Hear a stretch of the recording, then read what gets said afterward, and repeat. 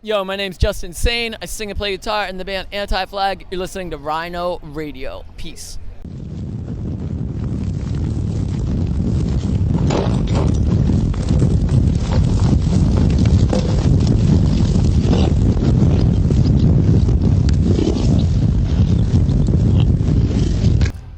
Rhino Radio, I'm sitting with Justin of Anti-Flag. Yeah. How you doing, mate?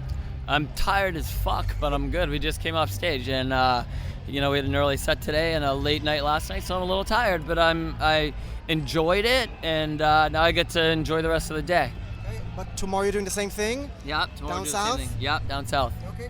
So let's talk about the band. Okay. Sure. We had American Fall 2017. Yeah. American Reckoning, the acoustic kind of version. Mm-hmm. What's coming up next? Well, we are working on a record for 2020, so, there's a lot to write about at the moment. It's important. I mean, and I hate to say it, but the issue is Donald Trump. I mean, it's Donald Trump, his fingerprints on everything evil and ugly right now. And so to try to run away from that issue or to pretend like that it doesn't matter, I think is just a fallacy at this point. Whether it comes to global warming, he put out the Paris Climate Accord. He says that global warming is a Chinese hoax. He's playing with the possibility of us not having a habitable planet in the future. And he does that, of course, for oil and gas. The oil and gas industry have gotten big breaks since he's come into office, and I can go on and on. Weapons sales to the Saudis for a totally hideous war in Yemen. Just looking at what he's doing to women's rights. He promised that he would put anti-choice, anti-abortion, anti-women's health care people on the Supreme Court, and that's exactly what he's done. And he said he would throw it back to the states. That's what he's doing. So I can go on and on. I think, though, that you can't laugh or ignore Donald Trump anymore. He is the issue, and we have to confront it. And of course, he's our issue in the States. But he's a reflection of what's happening all over the world. So is the answer to all of that music, or should you run to office? Well, my best skill set is as a musician. Really, that's my personal belief. Donald Trump's best skill set is not being a president. Yeah, he's there, so maybe you should convert as well. You never know. I'm not going to rule it out, but I believe that, I believe that I can best connect with people and use, my voice best as a musician. So that's how I choose to do it. And I've seen you on stage just a few minutes ago. You guys definitely make a statement, whether it's the lyrics or in between the sets. What do you expect or hope or, wish that the audience, the listeners, passerbys are going to do with that message? Well, my number one hope is just that people understand that everybody has an opportunity to make a change. And, every change starts with one person. And, what's great about a day like today, though, is that when we talk about change from stage and people look around and they see other people clapping or cheering, they realize, like, oh, wow, I'm not alone. There are a lot of people who care about these issues, and people who are saying, who are standing against racism, sexism, homophobia, transphobia, people who believe in making the world a better place than it is today.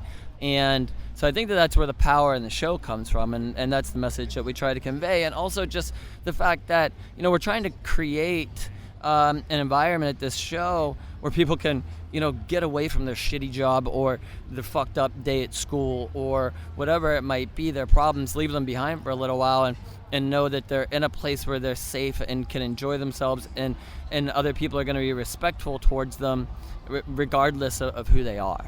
And we try to encourage everybody to do that, because in the end that allows us all to have a good time. Ultimately I think people go to a show because they want to have fun. We want to have fun too. We're a serious band, but if you watch our set you realize, like, we try to make our set really fun, and we try to encourage people to meet each other and to interact with each other while we play. And so if we can do that, to me, then it's a successful set.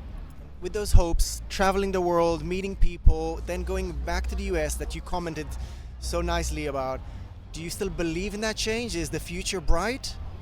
Well, of course. It's we have a real luxury where almost every day we meet activists and people who are out there working and organizing and fighting against what's happening as far as these kind of like antiquated right-wing policies.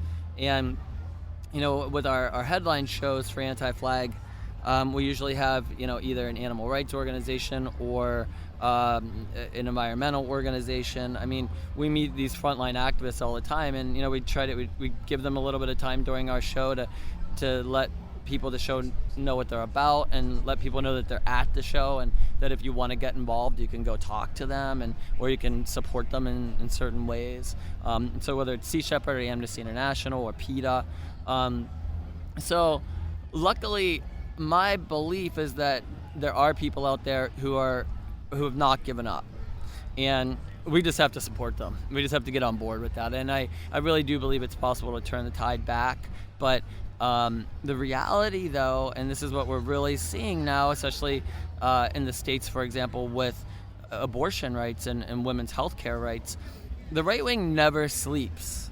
They never give up, And so if you think that we're going to take on an issue and fix it, and then it's just done, that's a dream. I mean, and I think that that's unfortunately what's really happened over the last couple of years. I think that, for example, in the States, people always said, abortion will never be illegal. Well, I mean, Alabama just passed a law to make abortion illegal even in cases of incest and rape. So, we have to realize that, all of these issues, whether racism, sexism, homophobia, the environmental issues, animal rights issues, et cetera, if there's something that you really care about, it doesn't mean that you have to think about it every minute of the day and be involved with it every single day. But to think that to think that you don't have to fight for your rights is a fallacy. Would you say that ignorance is still bliss, or should we still read the papers and sometimes be upset about it and then be forced to do something? Well, I mean, sometimes ignorance can be bliss. I mean, going out and partying with your friends on Friday night, that's cool. I get it. I mean, I don't think it's good to be serious 24 hours a day, 7 days a week. Because if you do, you just burn out. I mean, it's okay to have fun sometimes, and I think we all have to. That's how we recharge our batteries. But in the long run, I think, for example, a lot of people just have taken certain things for granted, and just kind of been living in this sort of ignorant bliss for a certain amount of time, and they're realizing, wow, there's consequences to this. I mean, I think Brexit's such a great example of that, right? I mean, a lot of young people didn't vote. A lot of young people don't support Brexit, and a lot of them didn't vote because they weren't paying attention. So, I mean, you have to pay attention sometimes, and it's only simply just to protect your own rights, and hopefully because you care about protecting the rights of other people as well.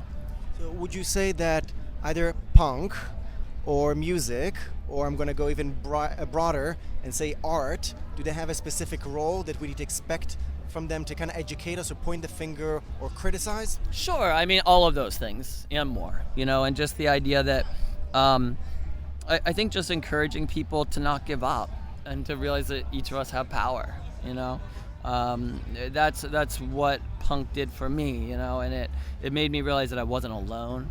I mean, that is probably one of the most important things, and not alone in caring about the world, but also just not alone in like just being different, and that it was okay to be different. And actually, like the fact that I was different and that I wasn't a carbon cutout of every other kid at my school, that actually made that was a strength, and that's unique. And when you're a kid in high school and you want to have spiky hair or colored hair or a piercing or a tattoo, whatever it is, and other kids fuck with you because it's outside of the norm, it's like, I think it's the fact that other people don't get you, or they're afraid to embrace something different because they've been told that they shouldn't.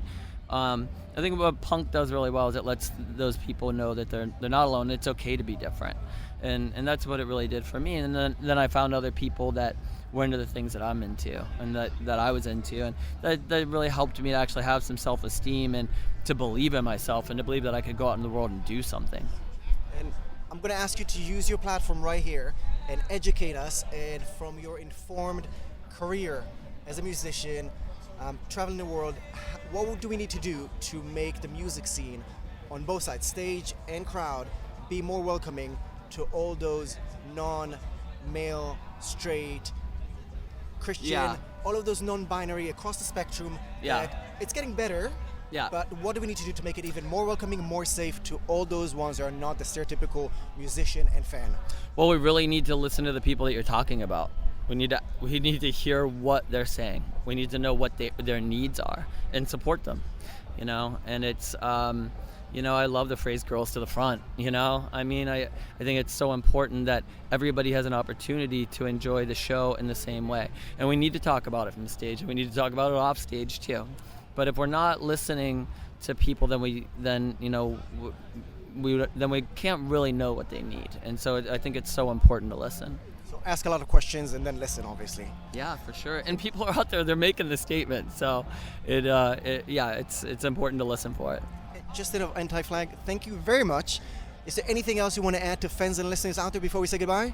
I think that this was quite a nice time. Thanks for talking to me. I appreciate it. Okay. Thank you very much for your time. Cheers.